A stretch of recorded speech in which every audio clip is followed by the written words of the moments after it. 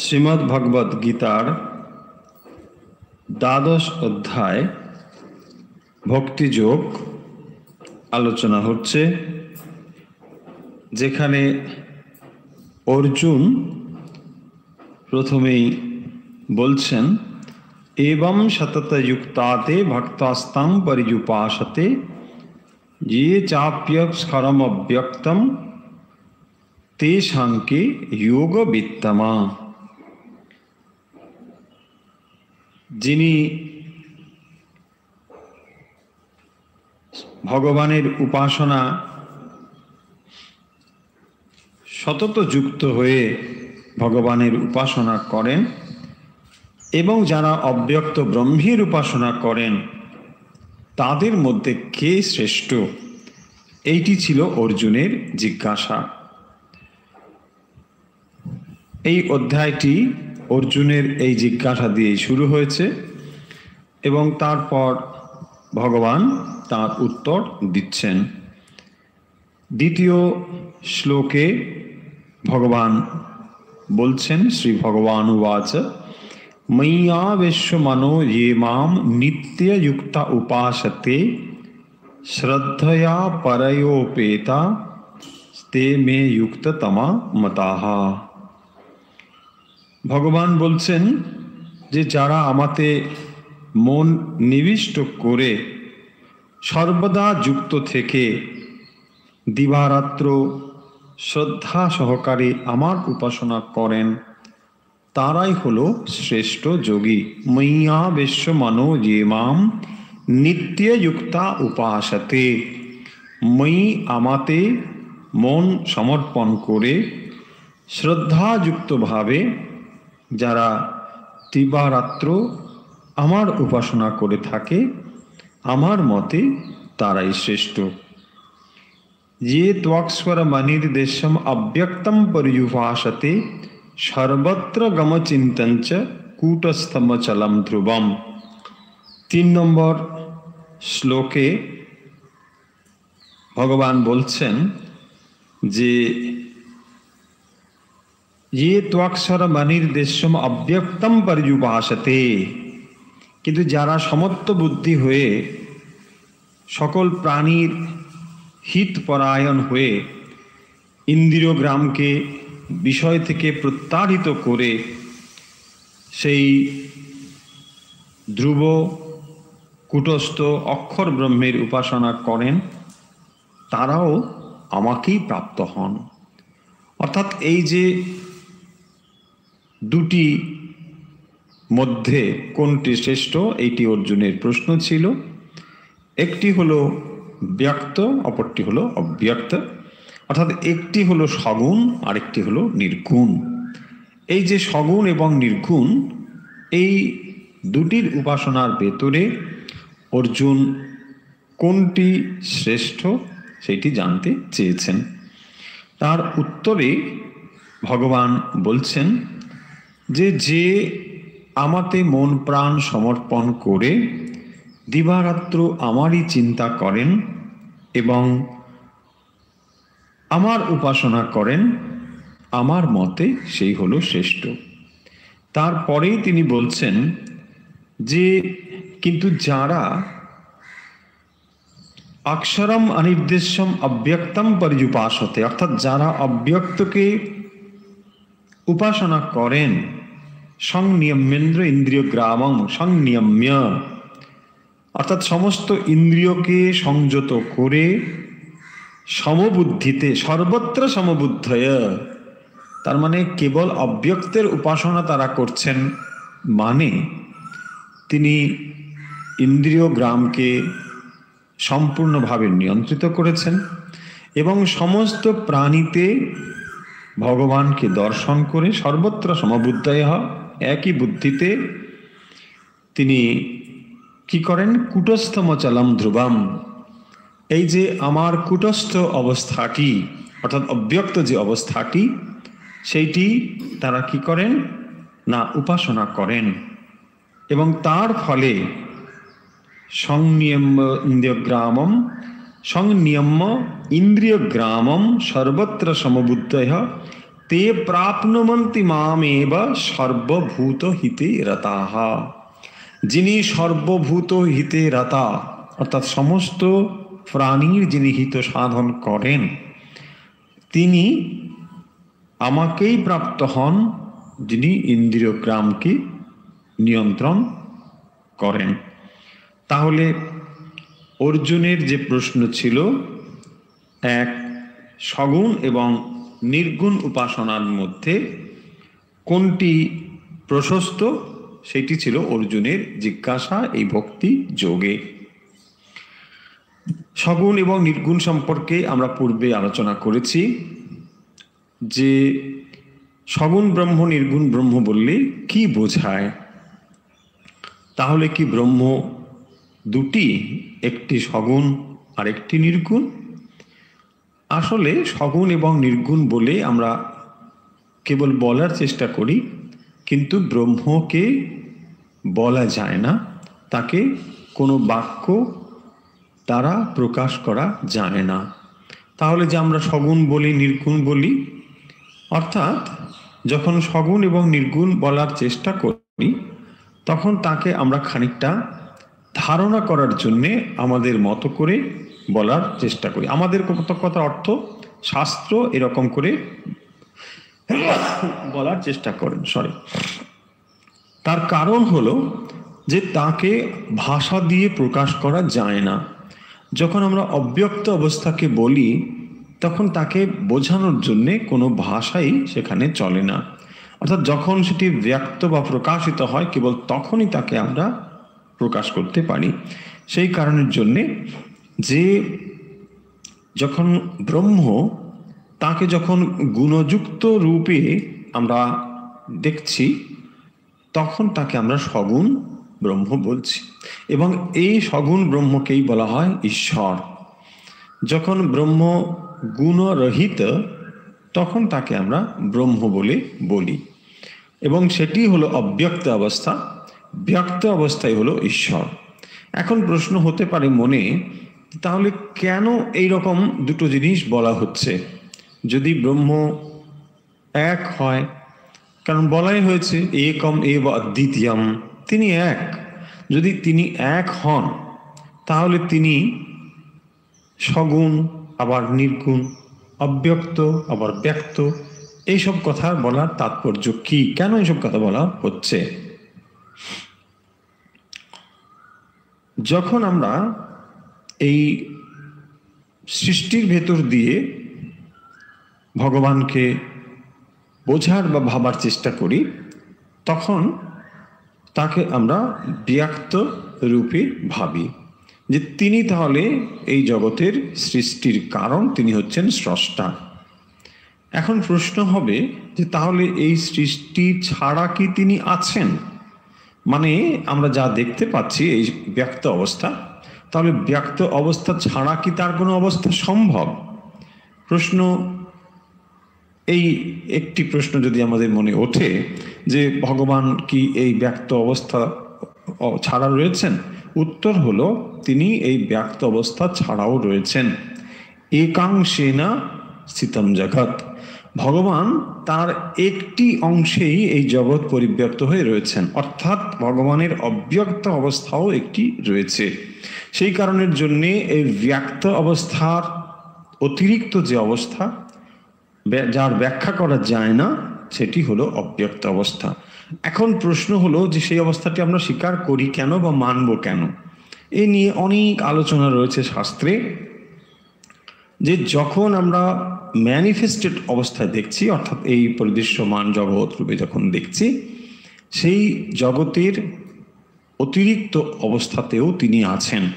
যখন তাকে আমরা প্রকাশিত অবস্থায় দেখছি তিনি অপ্রকাশ অবস্থাতেও রয়েছেন।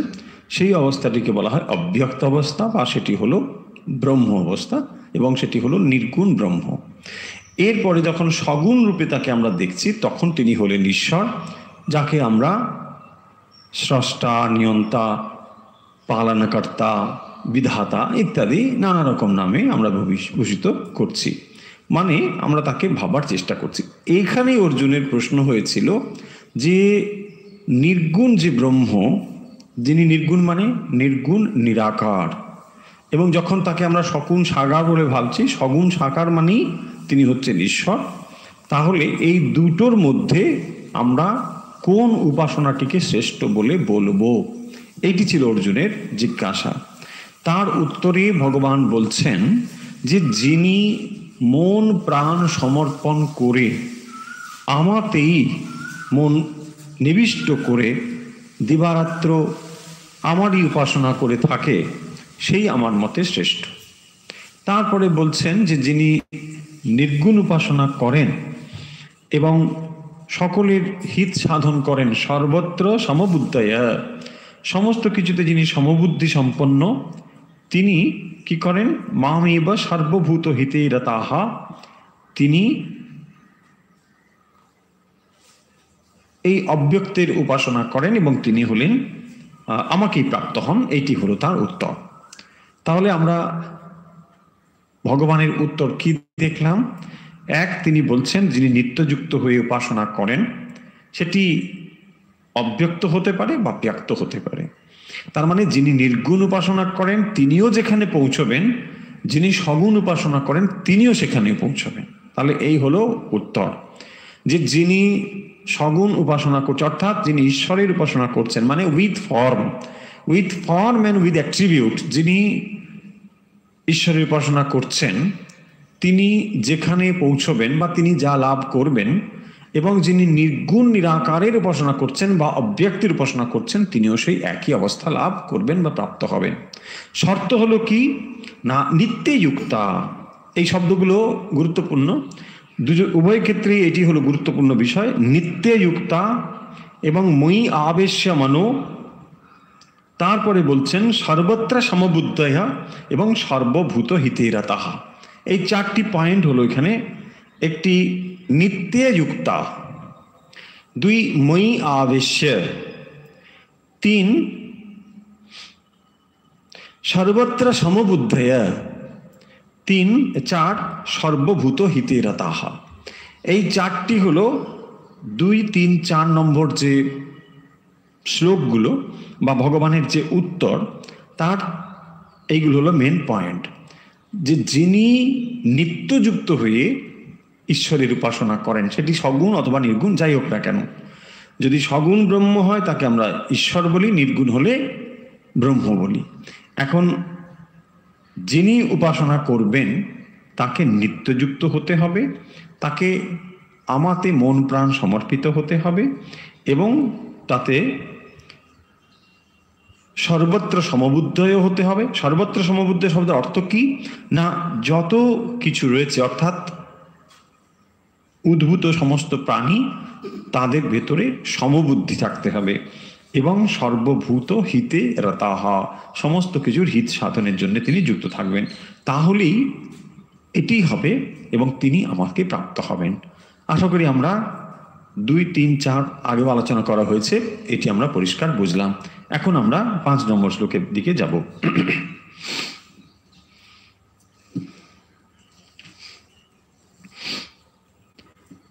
5 নম্বর শ্লোকে বলা হচ্ছে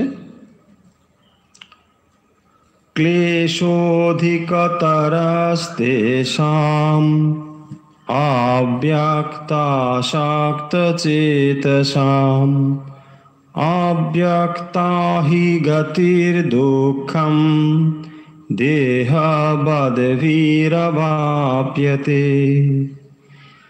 5 নম্বর শ্লোকের সন্ধি বিচ্ছেদ করে দেখলে এরকম হবে, ক্লেশঃ অধিকতরঃ তেষাম অব্যক্তাসক্তচেতসাম অব্যক্তাসক্তচেতসাম অব্যক্তা হি গতির্দুঃখম দেহবদ্ভির ব্যাপ্যতে।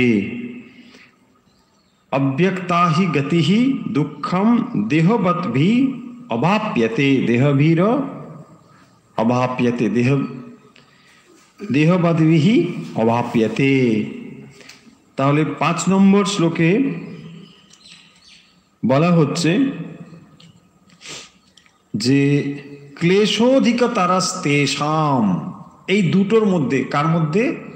এক সগুণ এবং নির্গুণ, এর মধ্যে ক্লেশোধিকতরস্তেষাম, ক্লেশাধিকতর অর্থাৎ অত্যন্ত কষ্টদায়ক, ক্লেশাধিক, তেষাম তুলনামূলক করে বলা হলো এই দুটোর মধ্যে অব্যক্তাসক্ত চেতসাম। কি বললেন? যে অব্যক্তাসক্ত চেতস যারা, অর্থাৎ যারা নির্গুণ ব্রহ্মের উপাসনা করেন তাদেরকে বলা হয়েছে চেতসাম। অব্যক্তাসক্ত চেতসাম মানে অব্যক্তে আসক্ত চেতসাম, চেতস যারা, অর্থাৎ যারা নির্গুণ ব্রহ্মের উপাসনা করে থাকেন। এই হলো সোজা উত্তর, যে যারা নির্গুণ ব্রহ্মের উপাসনা করেন। অব্যক্ত আসক্ত চেতসাম, নির্গুণ ব্রহ্মে সংযুক্ত চিত্ত যোগী যারা। অব্যক্তাহি গতির দুঃখম দেহবদ্ভীর অবাপ্যতে।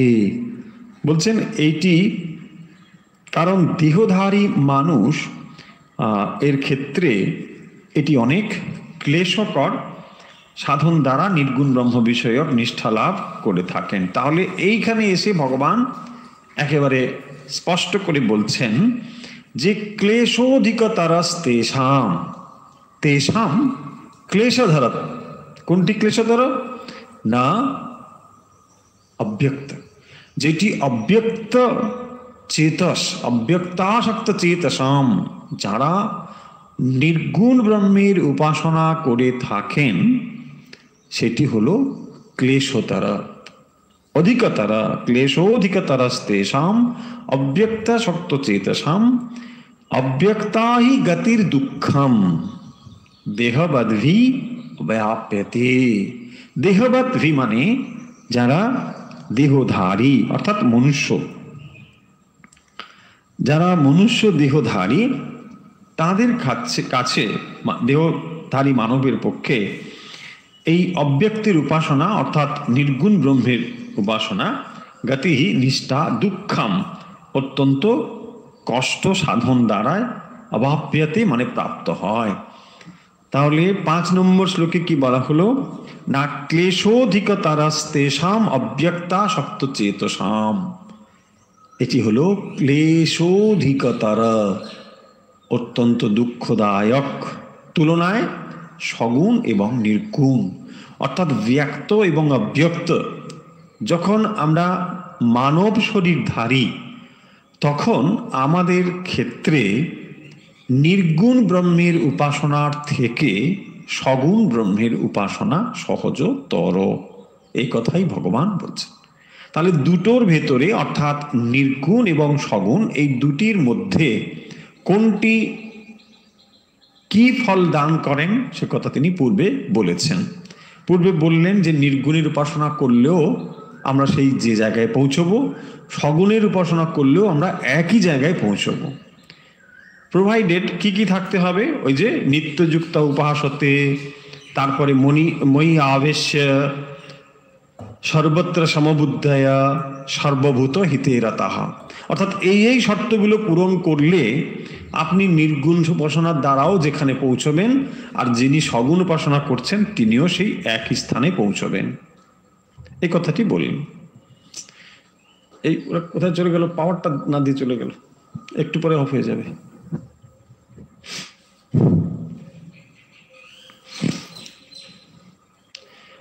অব্যক্তা হি গতির দুঃখম দেহবদ্ভীর বাপ্যতে।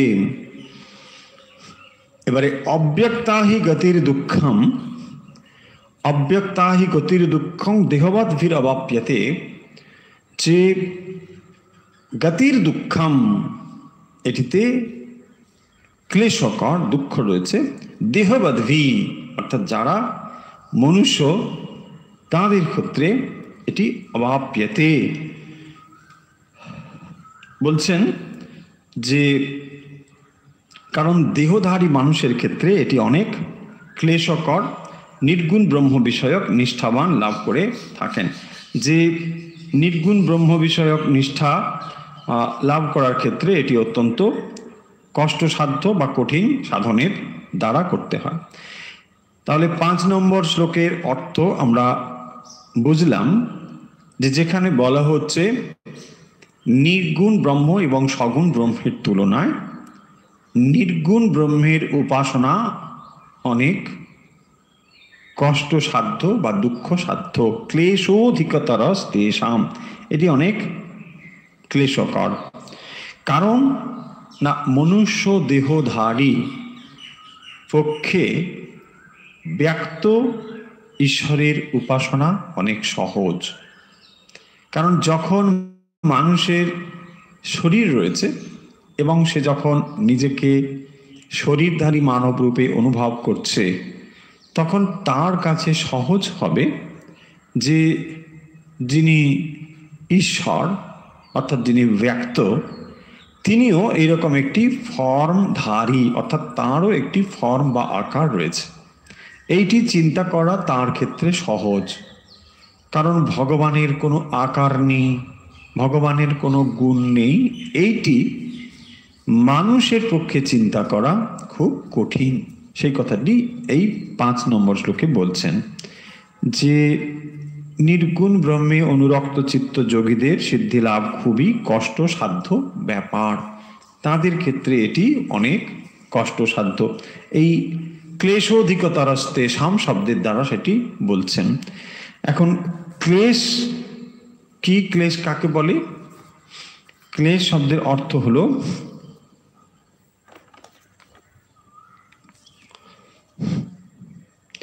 ক্লেশ হলো অবিদ্যা, अस्मिता, রাগ, দেশ ও অভিনিবেশ। আমরা বোর্ডে শব্দগুলো লিখেছি, আপনারা লক্ষ্য করলে লক্ষ্য করতে পারবেন যে কেন এটিকে ক্লেশতর বলা হয়েছে। অর্থাৎ নির্গুণ ব্রহ্মের উপাসনা করতে গেলে একজন মানবধারী, মানব দেহধারী পক্ষে এটি কেন কষ্টসাধ্য সেই কথাটি বলেছেন। বলছেন অবিদ্যা, अस्मिता, রাগ, দ্বেষ, অভিনিবেশ। অবিদ্যা শব্দের অর্থ হলো যে অজ্ঞান, অবিদ্যা অজ্ঞান,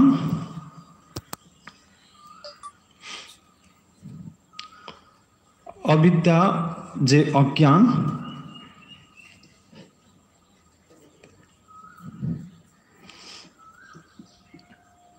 সেই অবিদ্যার কথা বলছেন। এবং তারপরে বলছেন अस्मिता। अस्मिता অর্থাৎ যেখানে অহং ভাব বা অহংকার ভাব, সেই अस्मिता। তারপরে এলো রাগ, রাগ এবং দেশ। রাগ এবং দেশ হলো যে পূর্বে কোনো সুখানুভূতি আবার যদি সেই সুখানুভূতির স্মৃতিকে আমাদের মনে তৃষ্ণার ভাব জাগরিত করে, তাকেই বলা হয়েছে রাগ। সেটি হলো রাগ। আমি আবার বলি, যখন কোনো পূর্ব অনুভূত সুখানুভূতি আবার সেটিকে প্রাপ্তির আকাঙ্ক্ষা অন্তরে জাগরিত করে, তাকেই বলা হয়েছে তৃষ্ণা, এবং সেটি হলো রাগ। আর দেশও হলো ঠিক তার বিপরীত। যখন দুঃখ অনুভূতি, দুঃখানুভূতি যখন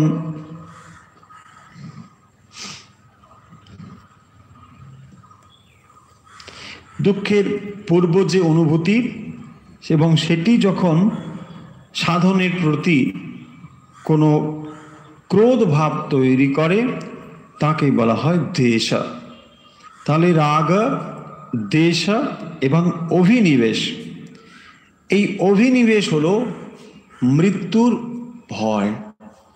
এটিও এক অভিনিবেশ, মরণভীতি অভিনিবেশকে বলা হয়েছে। এগুলো টেকনিক্যাল ওয়ার্ড। তাহলে ক্লেশতর, এবং এটি অত্যন্ত ক্লেশতর বোঝানো হয়েছে নির্গুণ ব্রহ্মের উপাসনাকে। সেই ক্লেশ শব্দের ব্যাখ্যা হলো 5 ধরনের ক্লেশ হতে পারে। কি কি? 1 অবিদ্যা, 2 अस्मिता, 3 রাগ, 4 দ্বেষ, 5 অভিনিবেশ। অবিদ্যা কাকে বলে? অবিদ্যা শব্দের অর্থ হলো সোজা কথায় যে অজ্ঞান, এবং অস্মিতা হলো অহংকার, 3 রাগ হলো পূর্ব অনুভূত সুখানুভূতি প্রাপ্তির তৃষ্ণা, এবং দেশ হলো পূর্ব অনুভূত দুঃখের অনুভূতিকে ঘৃণা করা বা বর্জন করার চেষ্টা, সেটি হলো দেশ। আর অভিনিবেশ হলো মৃত্যু ভয়, মরণভীতি, এটি হলো অভিনিবেশ। তাহলে এই শ্লোকে অর্থাৎ 5 নম্বর শ্লোকে ভগবান যে কথাটি বললেন অর্জুনকে, যে নির্গুণ ব্রহ্মের উপাসনা হচ্ছে একজন মানব শরীরধারীর পক্ষে এটি ক্লেশতর, এটি অত্যন্ত ক্লেশকর, সে কথাই বলছেন 5 নম্বরে। আমরা 6 নম্বরে যাই।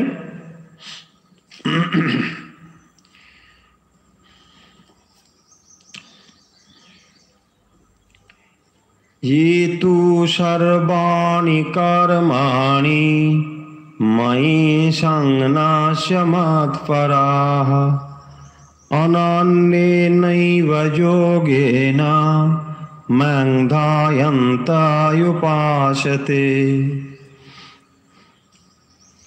6 নম্বর শ্লোকে ভগবান বলছেন, ये तु सर्वाणि कर्माणि मयि सन्न्यस्य मत्पराः अनन्येन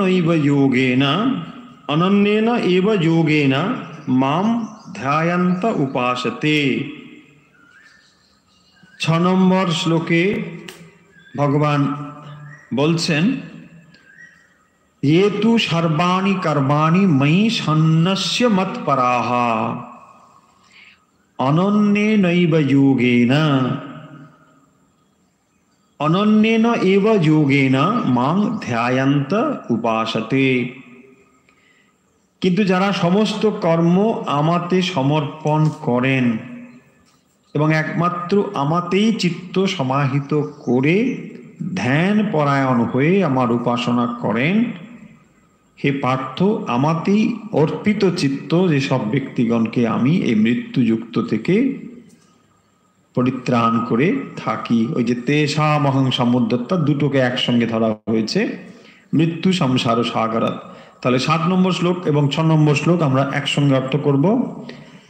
তেষামহং সমুদ্রতা মৃত্যু সংসার সাগরাত ভবামি না চিরাত পার্থ ময়্যাবেশিত চেতসাম। 7 নম্বর শ্লোকের সন্ধি বিচ্ছেদ করলে তেষাম অহম সমুদ্ধর্তা মৃত্যু সংসার সাগরাত ভবামি ন চিরাত পার্থ ময়ি আবেশিত চেতসাম। ময়ি আবেশিত চেতসাম, আমাতে যিনি মন প্রাণ সমর্পণ করেছেন। পূর্বে একটি শব্দ আমরা পড়েছি, সেখানে বলা হয়েছে অব্যক্তাসক্ত চেতসাম। 5 নম্বর শ্লোকের প্রথম অংশে এই শব্দটি রয়েছে অব্যক্তাসক্ত চেতসাম, আর এই 7 নম্বরে পড়লাম ময়ি আবেশিত চেতসাম, ময়্যাবেশিত চেতসাম। এই হলো ব্যক্ত এবং অব্যক্তের বর্ণনা।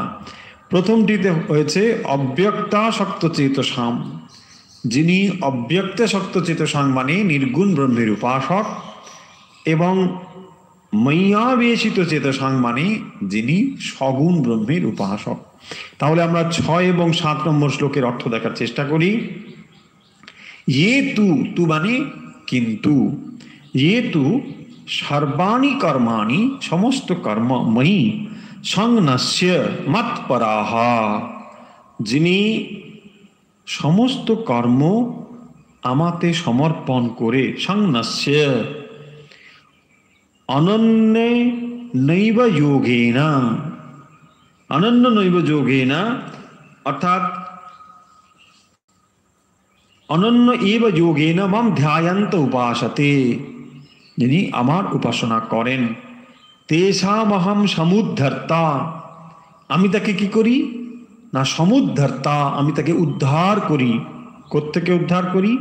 মৃত্যু সংসার সাগরাত, মৃত্যু সংসার সাগর থেকে আমি তাকে উদ্ধার করি।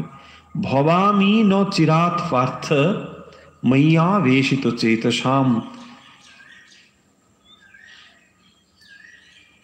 ভগবান বলছেন যে ভবামি ন চিরাত পার্থ ময়্যা বেশিত চেতসাম, যিনি আমাতে মন প্রাণ সমর্পণ করেছেন, আমি তাকে কি করি না মৃত্যুযুক্ত এই অনিত্য সংসার সাগর থেকে অচিরেই উদ্ধার করে থাকি।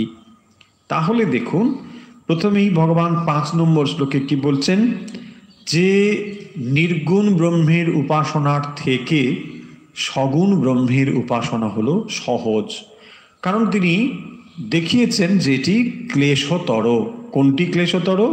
না নির্গুণ ব্রহ্মের উপাসনা করা ক্লেশতর, অনেক কষ্টসাধ্য। কেন? অনেক রকম ক্লেশ কেন সেখানে রয়েছে না, এই বাধাগুলোর কথা সেখানে রয়েছে। ক্লেশ মানে বাধাই। সে বাধাগুলো কি কি আমরা সেগুলো একটু আগেই বললাম, যে অবিদ্যা, অস্মিতা, রাগ, দ্বেষ, অভিনিবেশ। কি করে সেটি হতে পারে? এক অবিদ্যা, প্রথম অজ্ঞান। কি অজ্ঞান? না অব্যক্ত সম্পর্কে কোনো ধারণাই আমাদের হবে না, নির্গুণ সম্পর্কে কোনো ধারণাই আমাদের হবে না। কারণ যদিও ভগবান অন্তর্যামী রূপে রয়েছেন এবং তিনি সকলের মধ্যেই বিদ্যমান রয়েছেন, সর্বাবস্থাতেই তিনি রয়েছেন, এমন কোনো অবস্থা নেই যেখানে ভগবান নেই, তবুও অজ্ঞান রয়েছে বলেই তাকে আমরা বুঝতে জানতে পারছি না। সেই কারণের জন্যে যে ব্যক্ত অবস্থায় যখন তাকে আমরা দেখছি, তখন তাকে কি করতে পারি? তাকে আমরা দেখতে পারি, তাকে আমরা অনুভব করতে পারি। সেই কারণের জন্যে অব্যক্তকে ধারণা করা অনেক কঠিন। অব্যক্তকে আমরা ধারণা করতে সহজে পারি না। যখন আমরা নির্গুণ ব্রহ্মের কথা বলি, তখন আমরা তাকে সহজে ধারণা করতে পারি না। যখন আমরা বলি ব্রহ্ম হচ্ছেন নির্গুণ, নিরাকার, এটি আমাদের ভেতরে কোনো একটি অর্থ নিয়ে আসে না। সাধারণ মানুষের ক্ষেত্রে এর কোনো তাৎপর্য নেই, কেবল একটি শব্দ ছাড়া। কারণ মনে আমাদের কোনো একটি ভাব তৈরি হয় না। কেবলমাত্র তখনই একটি ভাব এসে তৈরি হয় যখন আমরা তাকে ম্যানিফেস্ট করতে পারি, প্রকাশ করতে পারি। যখন আমরা বলি দুর্গা, যখন আমরা বলি কালী, লক্ষ্মী, সরস্বতী, শিব, নারায়ণ, তখন আমরা একটি ফর্ম চিন্তা করি। উইদাউট ফর্ম আমরা কোনো চিন্তাই করতে পারি না। মানব মন কোনো চিন্তাই করতে পারে না উইদাউট ফর্ম। আকার ছাড়া বা গুণ ছাড়া কোনো একটি চিন্তা আমাদের যায় না। যখনই কোনো একটি জিনিস আমরা চিন্তা করি, তার পূর্বে মনে মনে একটি চিত্র আমরা এঁকে ফেলি, এবং এইটি যখন আমাদের মনের লিমিটেশনস বা সীমাবদ্ধতা, সেই জন্যে সাধারণ মানুষের ক্ষেত্রে এইটি হলো সাধারণ মানে এখানে অধিকাংশ মানুষের মনের অবস্থায় তাই। এবং সেই কারণের জন্য ভগবান এখানে বলছেন ক্লেশোধিকতরস্তেষাম, এটি হচ্ছে ক্লেশতর। কোনটি ক্লেশতর? না নির্গুণের চিন্তা করা। আপনি চোখ বন্ধ করে ভাবছেন নির্গুণ ব্রহ্মের কথা, কোনো আকার নেই, কিচ্ছু নেই, কি ভাববেন? খানিকক্ষণ চুপ করে বসে তারপরে নেই, ভগবান বলেননি, কারণ নির্গুণ থাকতেই পারে না। এই আর ভাবার কি দরকার, তিনি আজ থাকুন, আমি আমার মতো থাকি। তখন দেখবেন এরকম একটি অবস্থা ধীরে ধীরে হয়ে যাবে আমাদের। সাধারণ মানুষের অবস্থা বলা হচ্ছে বারবার, যে তাহলে এক হলো অবিদ্যা, দুই হবে অস্মিতা। অস্মিতা মানে অহংবৃত্তি, অহংভাব, যে অব্যক্ত। তাহলে তিনি যখন নির্গুণ অব্যক্ত, আমি নির্গুণ অব্যক্তকে জেনে ফেলেছি, এইরকম একটি ভাব আসবে। এবং রাগ আর দ্বেষ, এগুলো তার ভিতরে রয়েছে। রাগ অর্থাৎ পূর্ব স্মৃতি, যেগুলো এখানে রাগ শব্দের অর্থ হচ্ছে অ্যাটাচমেন্ট, যে সুখানুভূতি পূর্বে আমাদের ভেতরে রয়েছে, সেই সুখ প্রাপ্তির জন্যে আবার আমরা সেই বিষয়ের প্রতি ধাবিত হব। এটি হলো রাগ, এবং দ্বেষও হলো তার বিপরীত। তাহলে মনের যে অবস্থা, প্রত্যেক বস্তুর প্রতি হয় রাগ নয় দ্বেষ। তাই রাগ এবং দ্বেষের দ্বারাই আমরা পরিচালিত হচ্ছি, ফলে আমরা সত্যকে লাভ করতে পারছি না। আর তৃতীয় হলো অভিনিবেশ। এই অভিনিবেশ মানে যে যদি আমরা জীবনকে ভালোবাসি, অর্থাৎ জীবনের প্রতি যে আসক্তি, সেটিকেই বলা হয়েছে অভিনিবেশ। যদি জীবনের প্রতি আমাদের আসক্তি থেকে থাকে, তাহলে আমরা ব্রহ্ম উপাসনাতেও অগ্রসর হব না। কি হবে ব্রহ্ম জেনে আমার এই জীবনের প্রতি এত আসক্তি রয়েছে?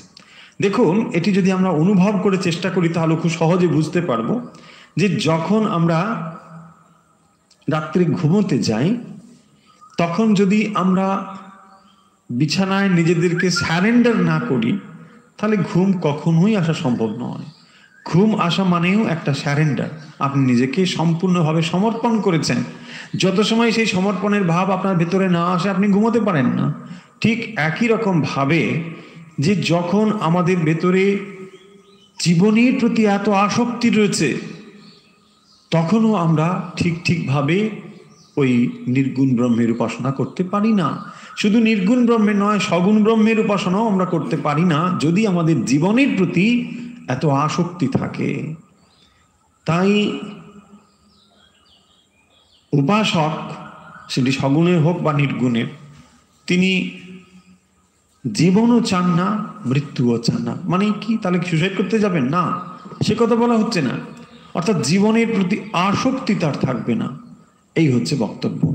যাই হোক, তাহলে অব্যক্তাহি গতির দুঃখং দেহবাদভির অবাপ্যতে দেহবাদভি, যারা দেহবান মনুষ্য, তাদের ক্ষেত্রে এটি হলো ক্লেশোতর। এ কথা বলা হলো 5 নম্বরে।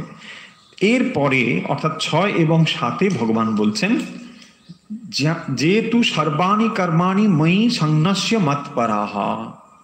দেখুন, এই শব্দগুলো প্রায় ফিরে ফিরে আসছে, ভাব প্রায় একই রকম।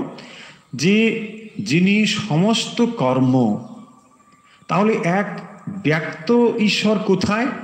আমাদের প্রশ্ন হতে পারে যে যিনি অব্যক্ত ঈশ্বর বলে আমরা বলছি, অর্থাৎ তাকে নির্গুণ ব্রহ্ম বলছি, এবং যাকে আমরা ব্যক্ত বলছি, ব্যক্ত তিনি কোথায়?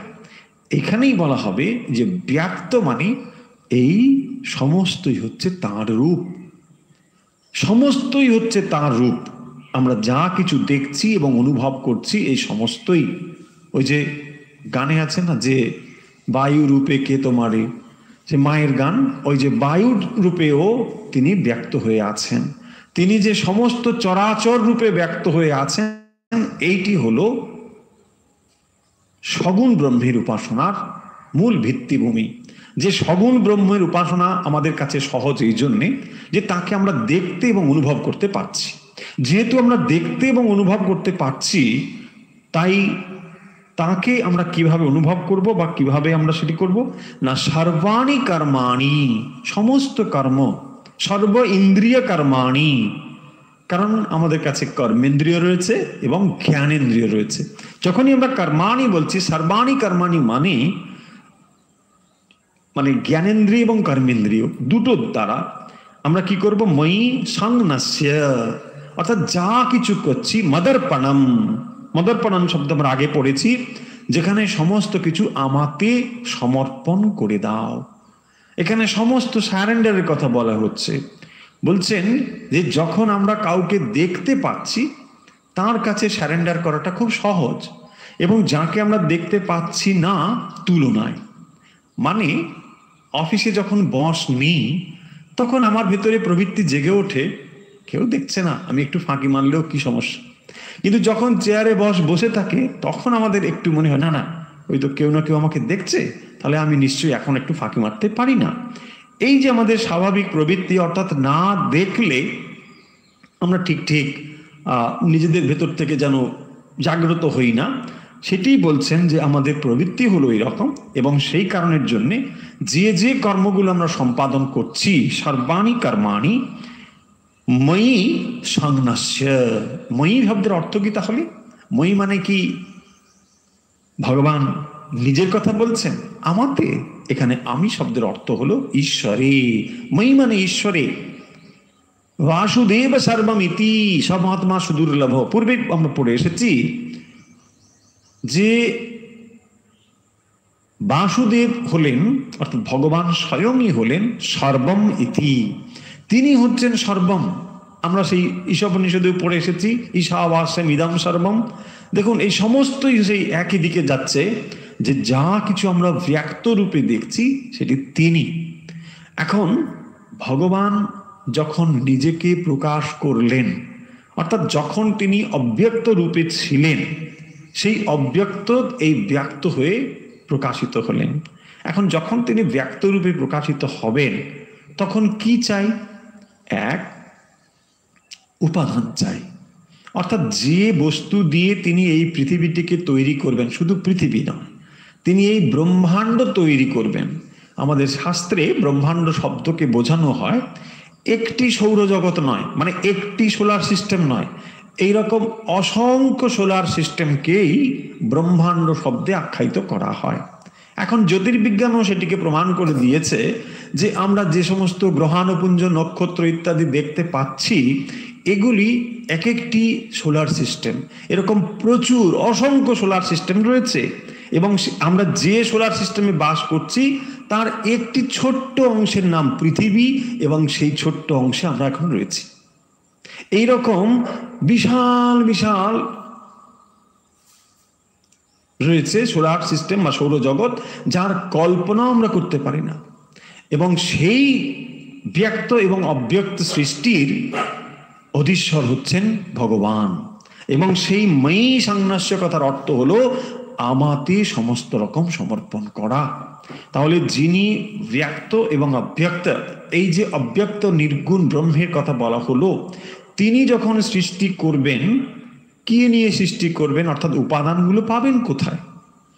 যখন আমরা কোনো একটি কিছু উৎপাদন করি, অর্থাৎ আমরা যে ট্র্যাডিশনাল এক্সাম্পলটি ব্যবহার করেছি, যে যেখানে মাটি থেকে ঘট তৈরি হয়, ধরুন মাটি থেকে ঘট তো এমনি এমনি হবে না। তাহলে মাটি থেকে ঘট বানাতে গেলে একজন কুম্ভকার লাগবে, যিনি সেই ঘটটি বানাবেন। তার মানে কি হলো? একটিকে বলা হয় টেকনিক্যালি উপাদান কারণ, আর একটিকে বলা হয় নিমিত্ত কারণ। নিমিত্ত মানে এখানে এফিসিয়েন্ট কজ। এফিসিয়েন্ট কজ মানে যিনি বুদ্ধি দিয়ে সেটাকে বানাবেন। তাহলে এমনি এমনি হবে না। একটি হচ্ছে উপাদান কারণ, আর একটিকে বলা হয় নিমিত্ত কারণ। এখন এই দুটো জিনিস ছাড়া কোনো উপাদান উৎপন্ন হওয়া সম্ভব নয়। কোনো একটি ক্রিয়েশনের জন্য এই দুটো জিনিস একেবারে অবশ্যই অবশ্যই দরকার। প্রশ্ন নম্বর 1, যে তাহলে নির্গুণ ব্রহ্মের কথা যে আমরা বলছি, এবং তিনি যে এই বিশ্ব ব্রহ্মাণ্ড সৃষ্টি করেছেন, উপাদান পেলেন কোথায়? উপাদান পেলেন কোথায়? তিনি নিশ্চয়ই কোথাও থেকে নিয়ে এসেছেন, অন্য স্টেট থেকে, বা অন্য তার আরেকটি কোথাও আছে, বৈকুণ্ঠ বলা হয়, তাহলে কি সেখান থেকে তিনি নিয়ে এলেন? এইটি যদি আমরা স্বীকার করি, তাহলে ওই বৈকুণ্ঠ তিনি কোত্থেকে বানালেন? তাহলে আবার একটি স্বীকার করতে হয়। এইটিকে বলা হয় অনবস্থা দোষ। সেই কারণের জন্য শাস্ত্র বলবেন যে ভগবান নিজেই তার নিমিত্ত কারণ, নিজেই তার উপাদান কারণ। এক্সাম্পল হিসেবে বলা হয় লুতা, অর্থাৎ মাকড়সা। মাকড়সা যেমন তার নিজের থেকে জাল তৈরি করে আবার নিজের ভেতরে নিয়ে নেয়, ঠিক ভগবান সেরকম করে এই যে বিশ্ব ব্রহ্মাণ্ড দেখতে পাচ্ছি, এটি হচ্ছেন তারই ম্যানিফেস্টেড ফর্ম। তাহলে যখন এটি ম্যানিফেস্টেড ফর্ম হলো, তখন কি যা আমরা দেখছি সেটি ঈশ্বরেরই রূপ নয়? এটি হচ্ছে ভক্তি শাস্ত্রের ভিত্তিভূমি। যে সগুণ ব্রহ্মের উপাসনা যারা করছেন, তাদের ক্ষেত্রে এটি সহজ, এবং ভিত্তিভূমি হলো যাকে তোমরা নির্গুণ, নিরাকার, অব্যক্ত ঈশ্বর ব্রহ্ম বলে বলো, সেই ব্রহ্মই কি ম্যানিফেস্টেড হচ্ছে না? কারণ শাস্ত্র বলছেন, উপনিষদ বলছেন, তৎ সৃষ্টা তদেবানুপ্রাবিশাৎ, আমি সেইটি সৃষ্টি করে তার ভেতরেই প্রবিষ্ট হয়ে রয়েছি। সেই জন্যে জ্ঞানীরা তাকে খোঁজার চেষ্টা করছেন, আর ভক্তরা তাকে দেখার চেষ্টা করছেন। এই হলো দুটো তফাৎ। জ্ঞানীরা তাকে খুঁজছেন, আর ভক্তরা তাকে দেখার চেষ্টা করছেন। একজন কি করছেন? সরিয়ে সরিয়ে খুঁজছেন। শ্রীরামকৃষ্ণের দেওয়া উপমা, পেঁয়াজের খোসাগুলোকে তারা সরাচ্ছেন। একটা পেঁয়াজের খোসা সরালো, আর একটা সরালো, এই করে করে একেবারে যখন নির্বিশেষ সেখানে পৌঁছচ্ছেন, তাকে বলা হয় নির্বিশেষ অবস্থা। মানে যেখানে আর কোনোভাবে তাকে স্পেসিফিক্যালি করা যায় না, অর্থাৎ আলাদা করে বলা যায় না, তাকে বলা হয় নির্বিশেষ। সেই অবস্থাটি জ্ঞানীরা ওখানে পৌঁছানোর চেষ্টা করছেন। আর ভক্ত কি বলবেন? ভক্ত বলবেন, কেন তাকে খুঁজছো কেন? আরে দেখার চেষ্টা করো, এই তো সব গাছপালা পশু পাখি যা রয়েছে সমস্তই তো তিনি তো ব্যক্ত। এখানেই বলছেন, তাহলে তোমার সমস্ত ইন্দ্রিয় কর্মাণি, যা তুমি কর্ম সম্পাদন করো, মই সংন্যাস্য মৎপরাহা, তুমি মৎপরা হও, অর্থাৎ আমাতেই সমস্ত সমর্পণ করে দাও। এবং অনন্য নৈব যোগেনা মাং ধ্যায়ন্ত উপাসতে, তুমি এইভাবে যদি করো, অনন্য যোগেনা, অনন্য এব যোগেনা, এই অনন্য যোগের দ্বারা তুমি আমারই উপাসনা করবে, অর্থাৎ কার? ঈশ্বরের। তেষাম অহম সমুদ্ধর্তা মৃত্যু সংসার সাগর তেষাম, ওই যে যেহেতু তেষাম, যে মানে যারা, তেষাম তাদেরকে, অহম সমুদ্ধর্তা আমি তাদেরকে শুধু উদ্ধার নয়, সমুদ্ধর্তা আমি তাদেরকে সম্যক রূপে উদ্ধার করে থাকি। কোথা থেকে উদ্ধার করে থাকি? না মৃত্যু সংসার সাগরাত, মৃত্যু সংসার থেকে, সংসার সাগর থেকে, এই মৃত্যু সংসার সাগর থেকে আমি তাদেরকে উদ্ধার করে থাকি। ভবামি না চিরাত পার্থ ময়্যাবেশিত চেতসাম, যারা আমাতে নিবিষ্ট চিত্ত তাদের, তাহলে আমাতে নিবিষ্ট চিত্ত যারা, তাদেরকে আমি কি করি? না মৃত্যু সংসার থেকে উদ্ধার করে থাকি। এবং এটি হচ্ছে তার ক্ষেত্রে সহজ। কার ক্ষেত্রে সহজ? না যিনি কি করেন? সর্বাণি কর্মাণি ময়ি সংন্যাস্য, এটি করে কি হয় না মৎপরাহা, তিনি মৎপরা হন। এবং তিনি কি হন? না ময়্যাবেশিত চেতস। তাহলে যিনি সমস্ত কর্ম আমাতে সমর্পণ করেন, তিনি মৎপরাহা, তিনি আমার উপরেই সমস্ত ভার অর্পণ করেন। এবং মই আবেশিত চেতসাম, ময়্যাবেশিত চেতসাম, আমাতেই তিনি সমস্ত রকম সমর্পণ করে দেন। ফলে আমাতে যখন সমস্ত কিছু সমর্পণ করে দেন, তাহলে তিনি, আমি তাকে কি করি? মৃত্যু সংসার থেকে উদ্ধার করে থাকি। তাহলে ভগবান এই ভক্তি যোগের মধ্যে 5, 6 এবং 7 নম্বর শ্লোকে যে কথাগুলো বলা হলো, আমরা আরেকবার দেখার চেষ্টা করি। 5 নম্বর শ্লোকের মূল বক্তব্য হলো যে পূর্বে যে শ্লোকের কথাগুলো বলা হয়েছে, অর্থাৎ ভগবানের সগুণ এবং নির্গুণ, অর্জুনের যা ছিল এই অধ্যায়ের প্রশ্ন, যে সগুণ এবং নির্গুণ ব্রহ্মের কথা বা ব্যক্ত এবং অব্যক্ত, পূর্ববর্তী অধ্যায়টি শেষের দিকেই এই কথা উত্থাপন করা হয়েছে এবং তার রেশ ধরে অর্জুনের এই প্রশ্ন। তাই ভগবানকে বলেছেন যে আমি বিশ্বরূপ দর্শন করলাম, এই বিশ্বরূপ দর্শন করার পরেও তার মনে হয়েছে যে ভগবানের ব্যক্ত রূপের উপাসনা করবেন নাকি অব্যক্ত রূপের উপাসনা করছেন, এই দুটোর মধ্যে তুলনামূলকভাবে কোনটি শ্রেষ্ঠ, এটি ছিল তার প্রশ্ন। তার উত্তরে ভগবান বলছেন যে ক্লেশোধিকতরস্তে সাম, এই দুটোর মধ্যে অব্যক্ত হচ্ছে ক্লেশতর। কারণ অব্যক্ত অবস্থার ধারণা করা মানুষের পক্ষে দেহবদ্বী, যে যখন মানব শরীরধারী কেউ, তার ক্ষেত্রে এটি অত্যন্ত ক্লেশকর, এটি যন্ত্রণাদায়ক, কষ্টদায়ক। কারণ তার ভেতরে কি কি ক্লেশ হতে পারে সে কথাগুলো আমরা পূর্বেই বলেছি, অর্থাৎ অবিদ্যা, অস্মিতা, রাগ, দ্বেষ, অভিনিবেশ ইত্যাদি এরকম তাদের ভেতরে হতে পারে। ফলে কি হয় না এটি কঠিন, অর্থাৎ মানুষের ক্ষেত্রে মনের কতগুলো লিমিটেশনস রয়েছে, সীমাবদ্ধতা রয়েছে। সেই সীমাবদ্ধতার দিক থেকে অব্যক্ত এর সাধনা করা, অর্থাৎ নির্গুণের সাধনা করা অনেক কঠিন। আমি ব্রহ্ম, এই কথা মুখে আমরা 1000 বার বললেও সেই ব্রহ্মের অনুভূতি হয় না। এটি অত সহজ নয়। এবং সেই কারণের জন্যে যত সময় পর্যন্ত আমাদের ভেতরে শরীর বোধ রয়েছে, আমরা শরীর ছাড়া অন্য আর কিছু বুঝতেই পারছি না, যে সেই শরীরটাকেই আমি। দেহাত্মবুদ্ধি এবং দেহবুদ্ধি এর তফাৎ আমরা আগেও বলেছি। দেহাত্মবুদ্ধি মানে দেহটাই আমি, আমার একটি দেহ আছে, দেহবুদ্ধি। কিন্তু দেহাত্মবুদ্ধি যখন হয় তখন সেই হনুমানের ভাব, যখন দেহবুদ্ধি তখন আমি দাসো অহম, আমি তখন তোমার দাস। কারণ এই দেহবুদ্ধি যখন রয়েছে তত সময় পর্যন্ত ঈশ্বর এবং আমি এক, এ কথা বলা যায় না। কারণ পৃথকত্ব রয়েছে, আমি দেহ। চৈতন্য যখন হয় তখন হনুমান কি বলছেন, যে তখন আমি এবং ভগবানের মধ্যে কোনো তফাৎ নেই, তখন আমি এক, সোহম, এটি তখন হয় যখন চৈতন্য অংশ হয়।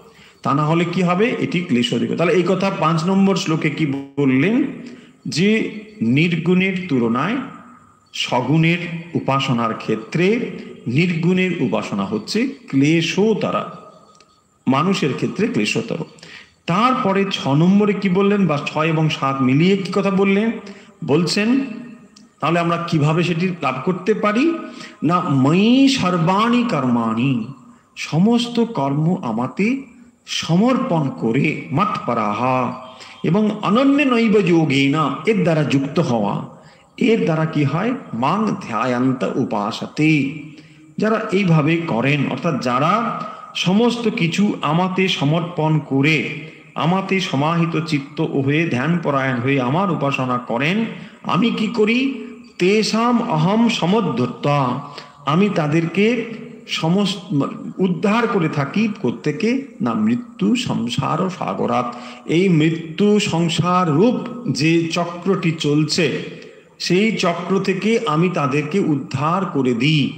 কারা, না যারা সমস্ত কিছু আমাতে সমর্পণ করে দেয়।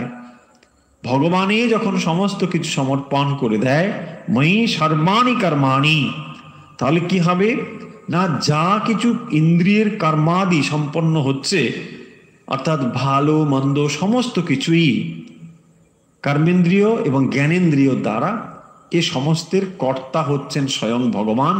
এই বুদ্ধিতে যিনি সমর্পণ করে দেন, সম্পূর্ণ ঈশ্বরে সমর্পিত যিনি, এবং তিনি কি করেন, বলছেন আমি তাদেরকে মৃত্যু সংসার থেকে উদ্ধার করি। অর্থাৎ তিনি সতত যুক্ত থাকেন। যিনি সমস্ত কিছু ভগবানে সমর্পণ করেন, এই সমর্পণ হচ্ছে যোগ এবং সমর্পণ যোগ, এই সমর্পণ আত্মসমর্পণ যোগ, যখন সমস্ত কিছু ঈশ্বরে সমর্পিত হয়ে যায় সেটি হলো সমর্পণ যোগ। এই সমর্পণ যোগের দ্বারাই ভগবান কি করেন না, ভগবান জীবকে উদ্ধার করে থাকেন।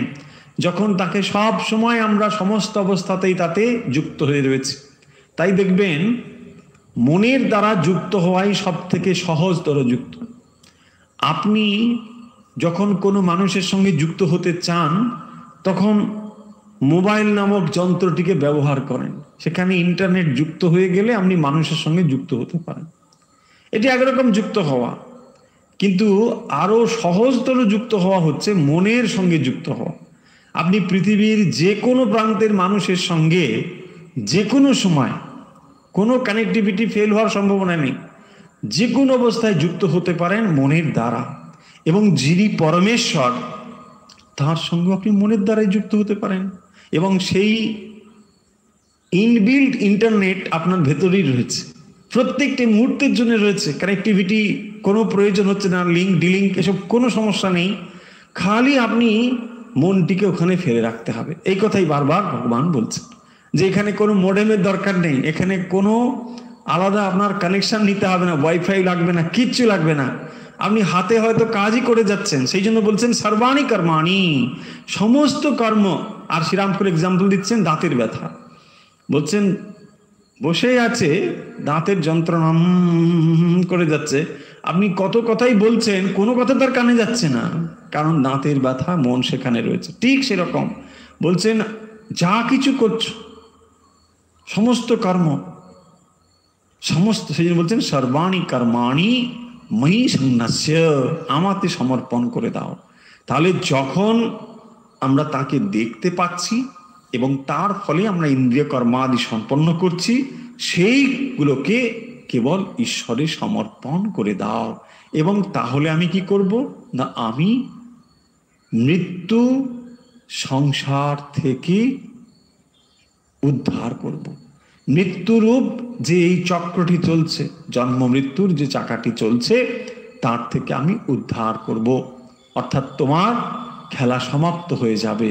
তুমি এই যে দুঃখ এবং যন্ত্রণার ভেতর দিয়ে যাচ্ছ, রাগ আর দেশের ভেতর দিয়ে যাচ্ছ, শত্রু মিত্রের ভেতর দিয়ে যাচ্ছ, দুঃখ কষ্ট যন্ত্রণার ভেতর দিয়ে যাচ্ছ, এগুলো সব চলে যাবে। বলছে কেন এগুলো কি করে চলে যাবে? আমরা এত দুঃখ যন্ত্রণা পাচ্ছি। এই দুঃখ যন্ত্রণাগুলোকে আমরা যদি, ভক্তের দৃষ্টিভঙ্গি হচ্ছে ময়ি সর্বাণি কর্মাণি সংন্যস্য, যে শোক দুঃখগুলো আমরা পাচ্ছি সেও সমর্পণ বুদ্ধি, সমস্তই সমর্পণ করে দাও। এবং যখন সমস্ত আমরা সমর্পণ করে দিই, তখন আমাদের আর কোনো অধিকার নেই ওর জন্য আনন্দ করার অথবা দুঃখ করার। বাইরের অভিঘাত আনন্দিত অথবা দুঃখিত যাই করুক না কেন, সেগুলোর প্রতি কোনো রিয়্যাক্ট করারও আমাদের কোনো অধিকার নেই, কারণ আমরা কেবলমাত্র সমর্পণ করে দিয়েছি, সমস্তই সমর্পণ করে দিয়েছি।